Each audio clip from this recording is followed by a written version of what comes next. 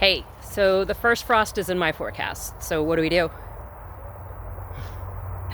We're gonna walk around here in a minute and we're gonna take a look at different parts of the garden. We're gonna talk about how to prepare now. We are currently frost minus 5 days, and we're gonna talk about what we'll do as the frost approaches, on the day it's expected and on the day after. Alrighty?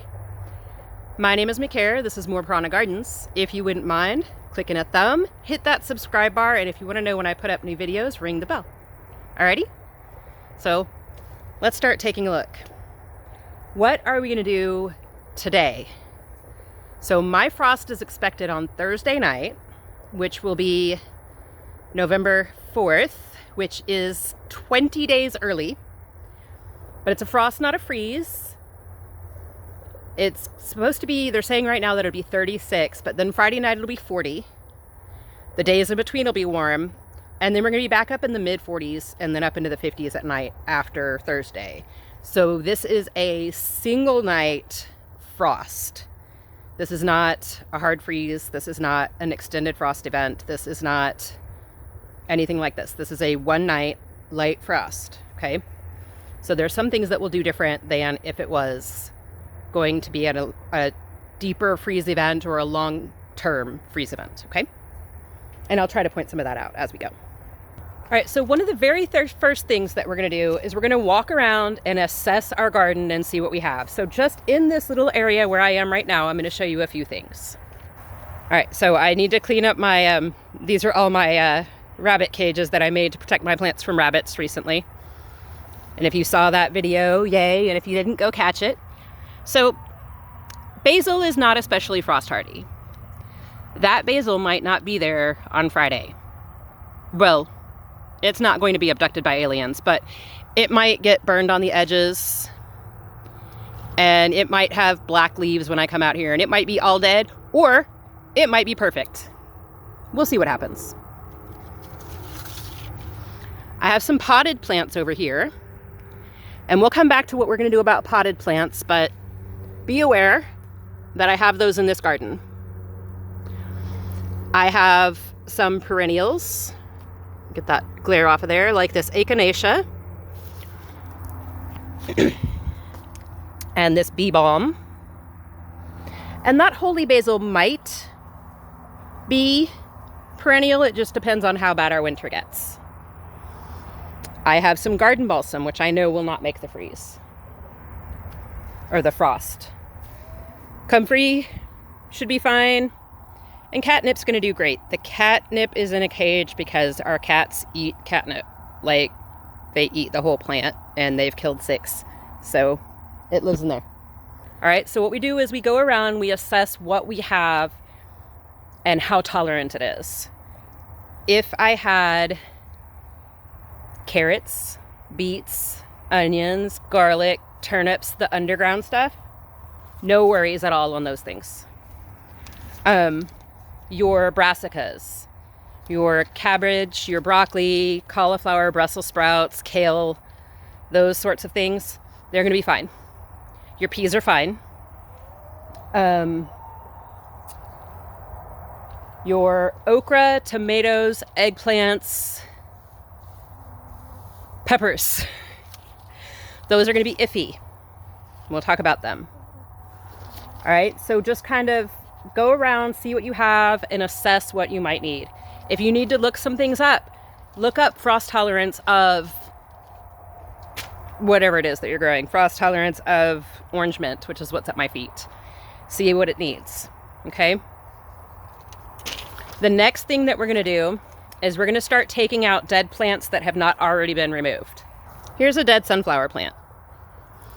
I'm going to come through later today and I'm going to cut that off at the ground and put it into my compost bin. Here's another dead sunflower plant. Same thing. Any of the dead plants that I'm not leaving for winter forage and winter habitat, like I did with this one. This is a Mexican sunflower that got bug killed, and I'm leaving it stalk. So the dead plants that I leave standing will be habitat for insects, possibly food, if they have anything on them. They'll gnaw at the woody material if there's no green material if they need to survive. So leave some, especially things that have like a hollow straw down the middle of them. Leave those for your insects and stuff like that. The next thing will be harvests. So this moringa tree is not frost hardy. This does not perennialize in zone 8. So about 2/3 down from the top through the growth, not through the whole plant. I'm going to cut that off, and I'm going to get all that into the dehydrator tonight or tomorrow. I'm going to pull my peppers and my roselle calyxes as well. The roselle I'll probably pull tomorrow because I'm going to dehydrate those as well, and the dehydrator is going to be full of moringa tonight. So I'll probably pull those tomorrow. And then the peppers, my habaneros, I'm probably going to dry. So today is Sunday, Monday for roselle, Tuesday for habaneros, and the jalapenos I will probably be pickling. So any of your tender fruits, pull those. We might be leaving watermelons on doorsteps. We got a lot of watermelon. We have 4 still attached to vines. We have 1 on the ground in the house, and we have 1 in the fridge in the house. So we might be ding-dong dashing some watermelons here soon. As for tomatoes, let's talk about these because these can get emotional.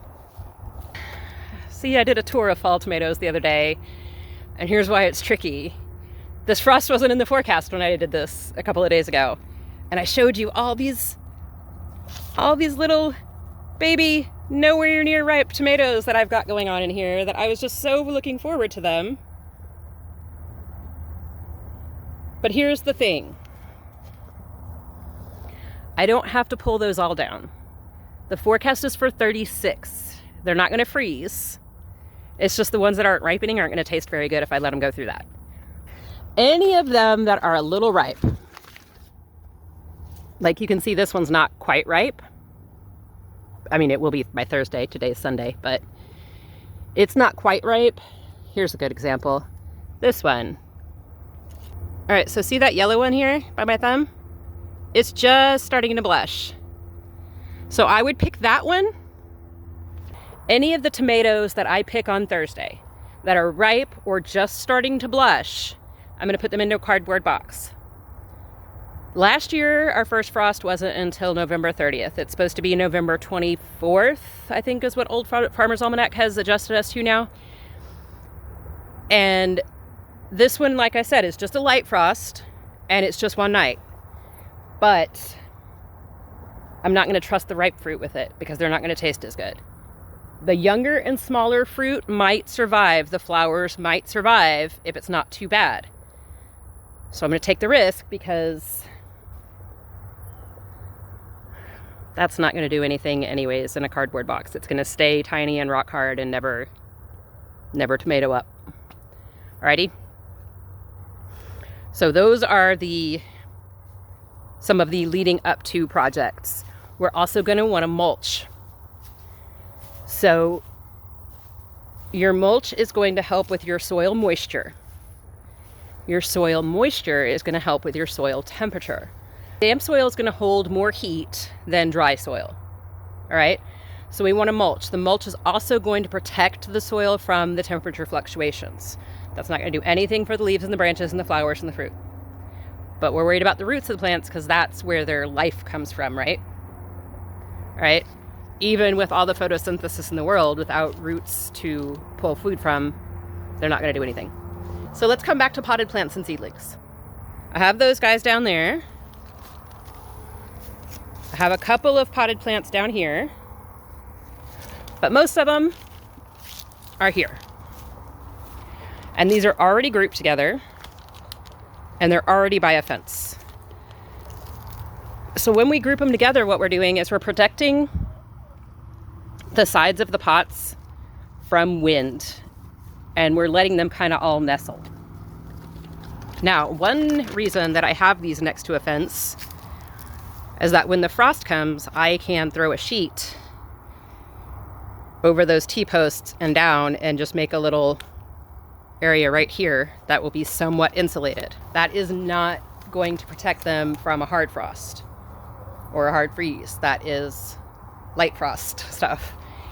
A hard freeze, they would need to go inside or risk being lost. Now, I also have my seedling. So these are the perennials that I'm growing for next year. And these are about ready to come inside and go under lights. These are going to be, well, I'm deciding on these guys right now. They're either going to get planted or come inside or stay in pots out here, but that's probably not what's going to happen. These peas need to get planted. And then this tray is probably going to stay outside for this frost. Now, as you can see, I keep my garden sheets neatly folded. Neatly as you can fold a fitted sheet. All right, full disclaimer though, my grandmother, and I don't know how she did it, you could not tell her folded fitted sheet from her folded flat sheet when they were in the cabinet. It was amazing. I wish I'd gotten her to teach me, but that's what mine look like. It's bad, I'm sorry.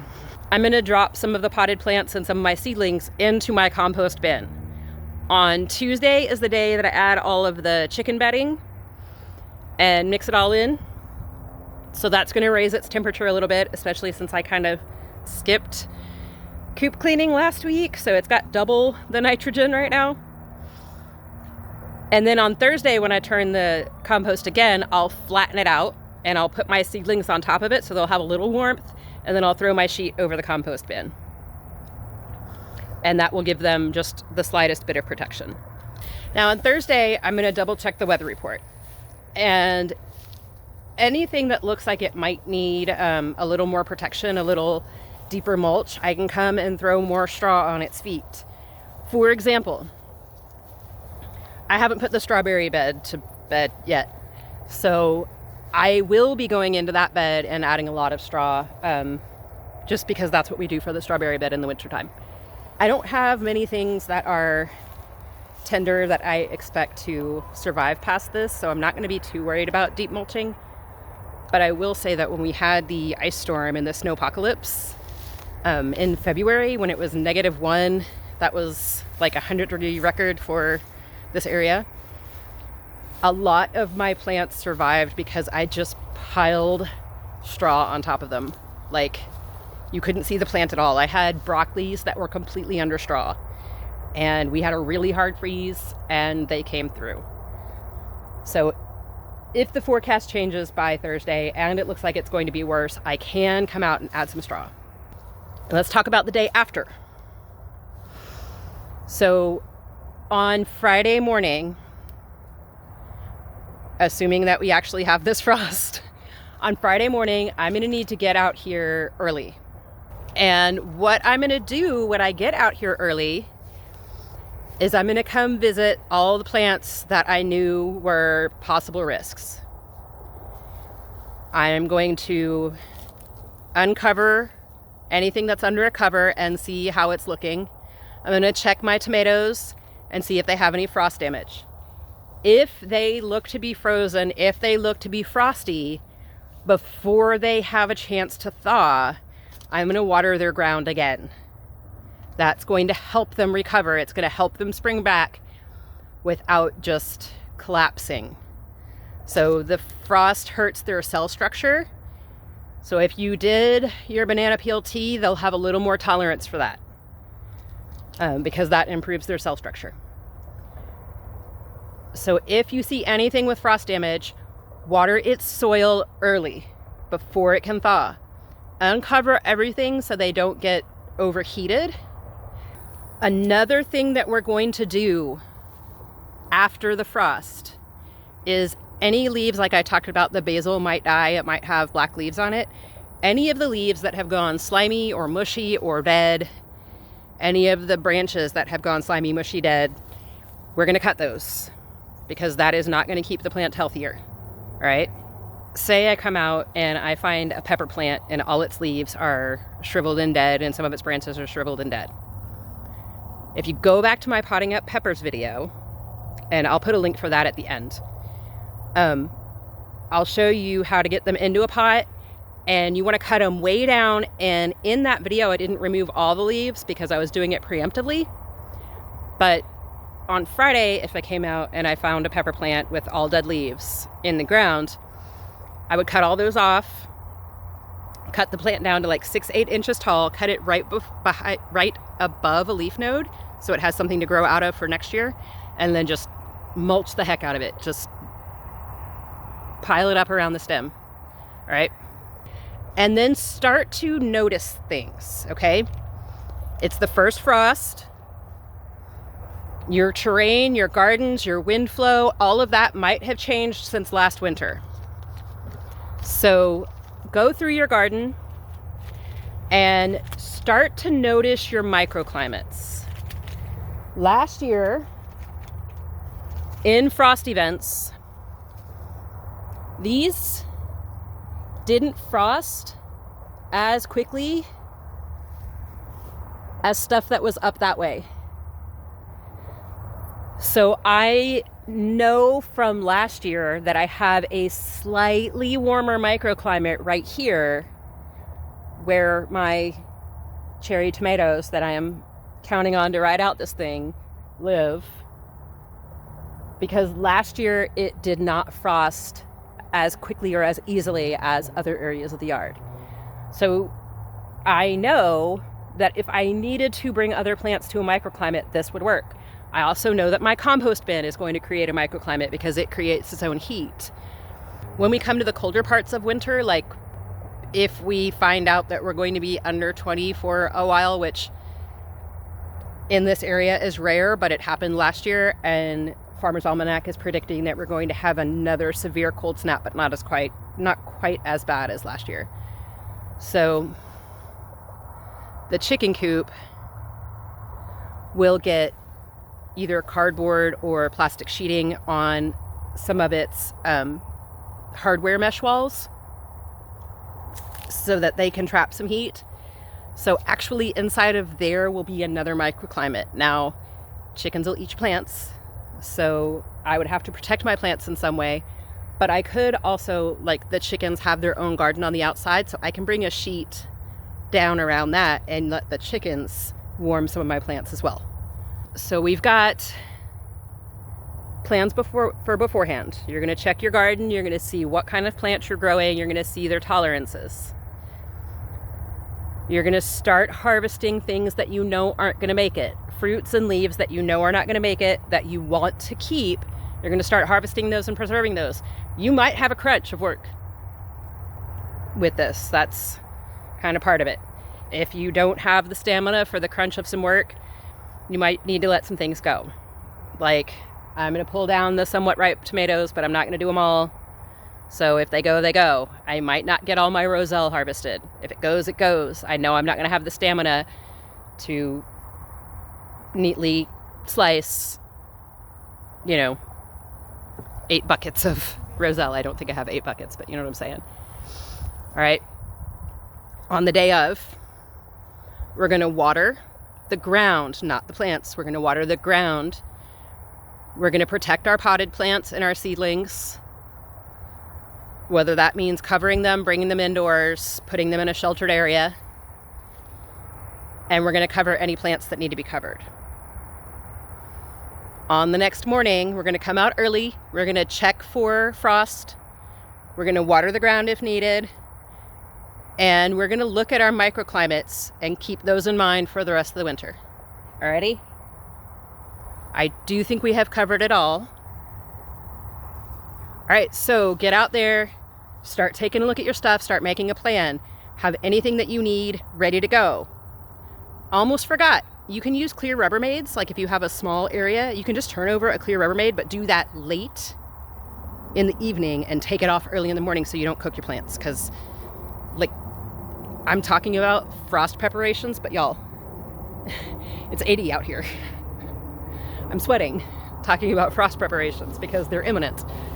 So get out there, get your stuff handled, get a plan in mind. Come back and watch this video again on Wednesday. Keep that plan in mind. keep working. Realize that this week is going to be a little bit of a push if you want to save some stuff, okay? Later, y'all. Borp, borp, little chickens. Hi, babies. Sorry.